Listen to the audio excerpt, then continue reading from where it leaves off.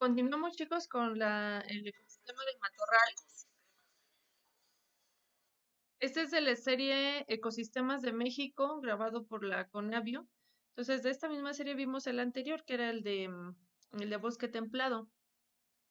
Bueno, vamos viendo el video y les voy platicando.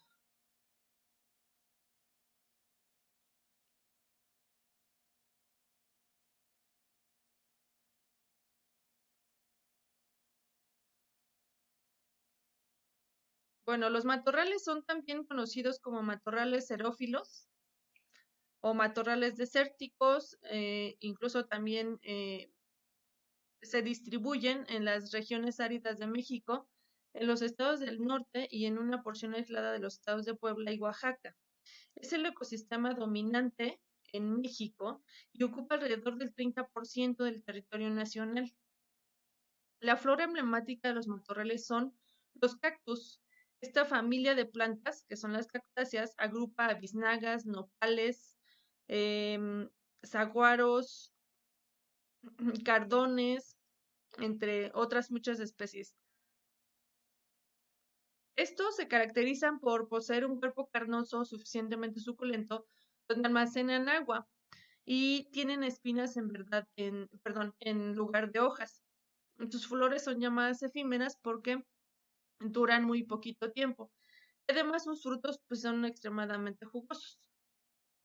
Estas adaptaciones evolutivas son las que precisamente les ha llevado a poder vivir en este clima tan extremo.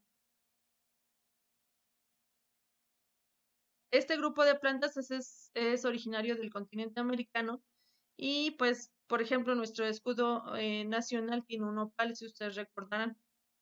Otros grupos de plantas son en los matorrales son los magueyes, que los cuales se usan desde la época prehispánica donde se extrae el pulque y después más tarde destilados como mezcales y tequila.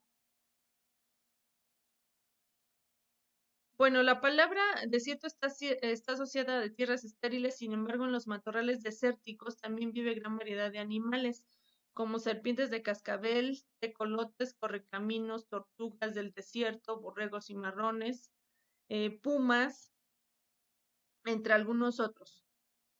Y aún con el clima extremo, este ecosistema gradualmente se ha ido transformando en terrenos ganaderos, aunque esto pues ha traído la pérdida de hábitat de muchas especies endémicas, por ejemplo, debido a que hay polinización en los matorrales y este proceso ecológico es muy importante para la biodiversidad por la proliferación de la especie. De aquí también, por ejemplo, se produce alimento, medicinas, textiles, em, y como les decía yo, bebidas como pulque, mezcal, tequila.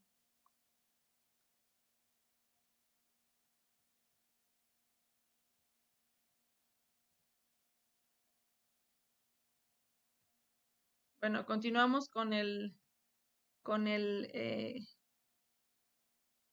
texto. Ya en lo que me refiero enseguida es a cómo viene descrito el matorral, pero de acuerdo a su libro de texto. Nomás permítame para que pueda avanzar la presentación. Listo. Bueno, entonces sus características generales son las siguientes. Ocupa, como vieron en el video, cerca del 30% del territorio nacional y está ubicado principalmente entre los siguientes estados, como Tamaulipas, Nuevo León, Chihuahua, Durango y San Luis Potosí. Los lugares en los que se encuentra este ecosistema son predominantemente secos porque las precipitaciones son bajas, es decir, de cerca de 700 milímetros solamente. El clima como tal es semiárido y la temperatura está entre los 12 grados centígrados y los 26 grados centígrados, la promedio. Entonces, aquí en este ecosistema hay muchas especies endémicas. Endémicas quiere decir que son originarias de esa región en específico, no se encuentran en ninguna otra parte del planeta, de ahí surgieron. Y entre estas, pues hay plantas comestibles, hay plantas medicinales, hay plantas ornamentales, eh, y que se utilizan también, por ejemplo, para la fabricación de textiles. Entre la flora, como ya vimos en el video, pues puede haber cactus. Las cactáceas es una familia muy, muy amplia y tiene varias especies endémicas en nuestro país esta zona. Por ejemplo, los agaves, les decía yo, son los que conocemos como magueyes. Ahí puede haber zacate, romero, verdolaga, gobernadora, que es una hierba medicinal, y olivo. Y por lo general, todas las árboles y arbustos que están en esta zona son miden menos de 4 metros de altura, no son muy altos. En cuanto a la fauna, pues hay murciélagos importantes en la polinización, hay zorros, tejones, mapaches, pumas, aunque en muy baja cantidad, liebres, roedores, reptiles como por ejemplo serpientes de cascabel, coralillo, aves como correcaminos, lechuzas, gavilanes, halcones, búhos. Bueno, en cuanto a los servicios ambientales, dado que hay muchas aves, por ejemplo, y entre ellos están los murciélagos, contribuyen a la polinización. Recuerden que la polinización es el proceso por medio del cual el polen puede pasar de las anteras al estigma y después como tal recorre su camino hacia el ovario, donde puede fecundar un óvulo y entonces producirse frutos. Entonces, gracias a este proceso, pueden reproducirse las plantas, dado que una vez que se produzca un fruto, este fruto trae consigo semillas y esas semillas las ayudan a dispersar los mamíferos que se comen ese fruto, mamíferos o aves o demás especies. Como tal, como cualquier ecosistema, es un refugio de especies endémicas, como les decía, lo cual contribuye a conservar la biodiversidad de un ecosistema. Produce, en este caso, para nosotros, lo aprovechamos como alimentos, como veíamos, por ejemplo, los nopales, eh, que son plantas de la familia de las cactáceas. O, por ejemplo, les comentaba yo los agaves, los agaves o los magueyes conocidos comúnmente, los ocupamos para un sinfín de, de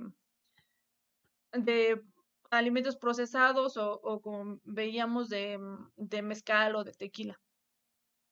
Y también como tal productos textiles. Aquí lo que usamos es la fibra precisamente de este tipo de plantas para producir telas. Y también pues ornamentales por cuestión de que por ejemplo ustedes ven cómo este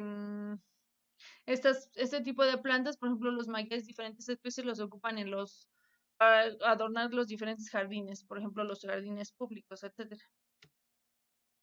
Bueno, y como en otras zonas también en este tipo de ecosistema tenemos áreas naturales protegidas, perdón, en varios estados de la República, por ejemplo en Nayarit, en California y Sonora, el- en, en Campeche, en Oaxaca y Puebla, en Tehuacán, en Querétaro y el Pinacate, que es una reserva que se encuentra en Sonora también.